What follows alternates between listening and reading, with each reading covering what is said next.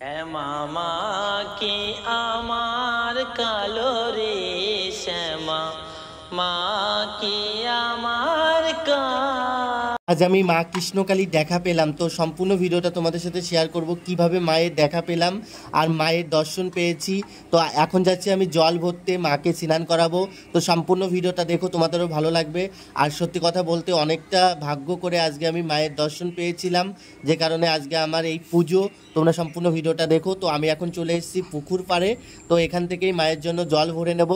আর এটা হলো আমার বাড়ির পাশেই, দেখতেই পাচ্ছ হালকা হালকা বৃষ্টি হচ্ছে। তো আমি এখন জল ভরে নেব এখান থেকে। আর তার আগে মা গঙ্গাকে পুজো করব, পুজো করেই কিন্তু মায়ের জন্য জল ভরে নেব। তোমরা সম্পূর্ণ ভিডিওটা দেখতে থাকো, তোমাদেরও ভালো লাগবে। তো চলো।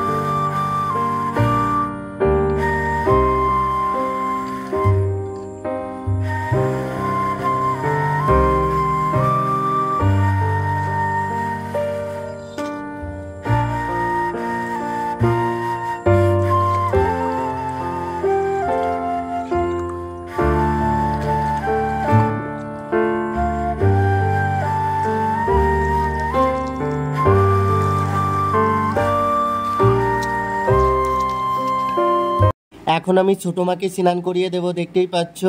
তো আমি এখন ছোটো মার গয়নাগাটিগুলো খুলে নেব, কারণ এগুলো ভিজাবো না, যেহেতু বাইরে প্রচণ্ড বৃষ্টি হচ্ছে।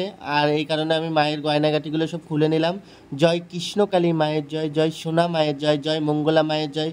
মা তুমি সবার মনের ইচ্ছা পূরণ করো, সবাইকে ভালো রেখো, সুস্থ রেখো মা, কারণ তুমি ছাড়া এই পৃথিবীকে কে রক্ষা করবে মা। তুমি ভালো থেকো, তুমি ভালো থেকে সবাইকে ভালো রেখো।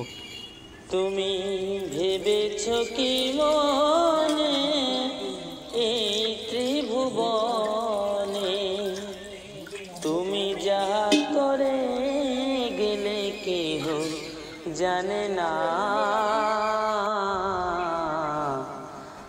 বাড়ি বাড়ি আর আশা হবে না রে, বারে বারে আর আশা হবে না। ও হ্যালো ফ্রেন্ড, এখন আমি ছোট মাকে শাড়ি পরিয়ে দেবো। দেখতেই পাচ্ছ আমার ছোট মা কতটা সুন্দর।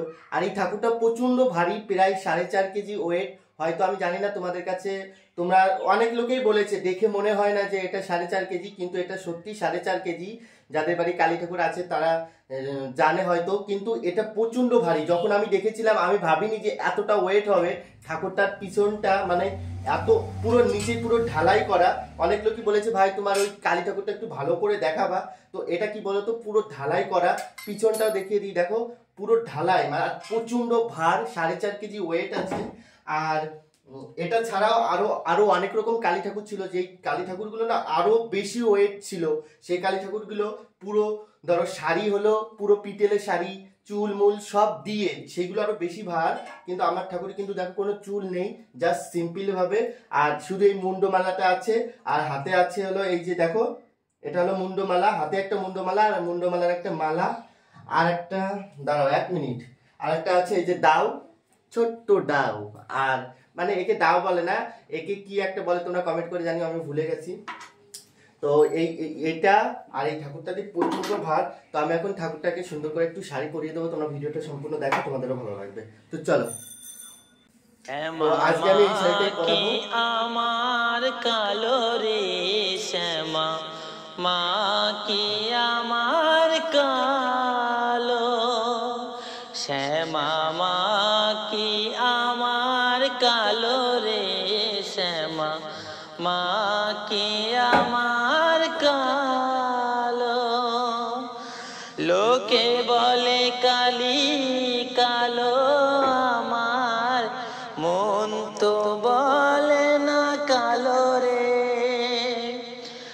কালো রূপে দিগম্বরী, কালো রূপে দিগম্বরী, পদ করে মোরালো রে শ্যামা, মা কি আমার কালো রে শ্যামা, মা কি আমার কালো। শ্যামা মা কি আমার কালো রে শ্যামা, মা কি আমার কালো। এখন বলো কেমন লাগছে? তো মাকে সুন্দর করে সাজিয়েছি, ঠিক আছে?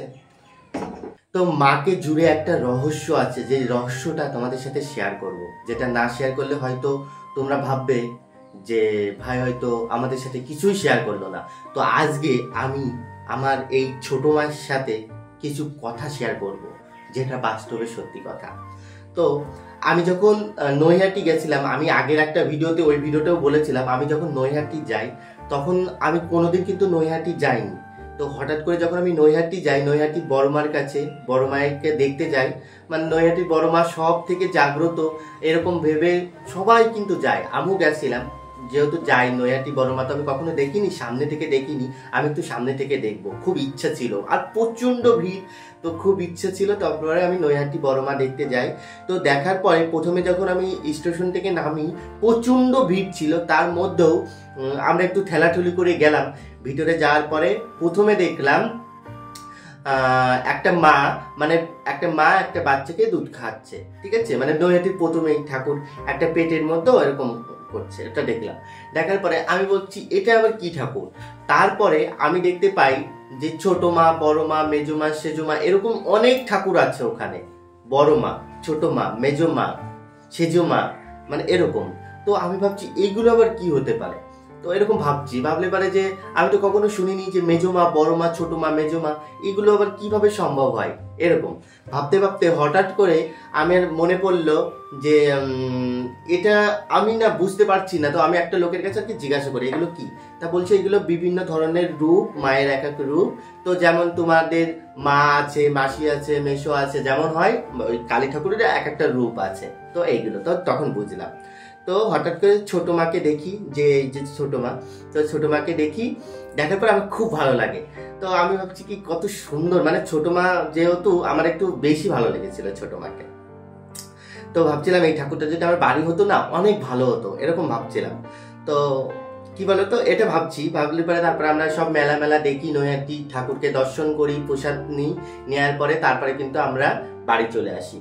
বাড়ি আসার পরে আমি না ভেবে পাচ্ছি না, আমি শুধু মানে ঘুমাচ্ছি আর আমি ভাবছি, যেহেতু আমি ছোটবেলা থেকে পুজো করি, কখনো কোথাও যাইনি বা কোথাও গিয়ে আমি কিন্তু ভিডিও করিনি, এই ফার্স্ট টাইম কোথাও বাইরে গিয়ে এত সুন্দর ছোট মা, বড় মা, মেজো মা, সেজো মা, প্লাস এত মানুষজন, এত সুন্দরভাবে, এত দেব দেবতা আমি তো তেমন ভাবে দেখিনি।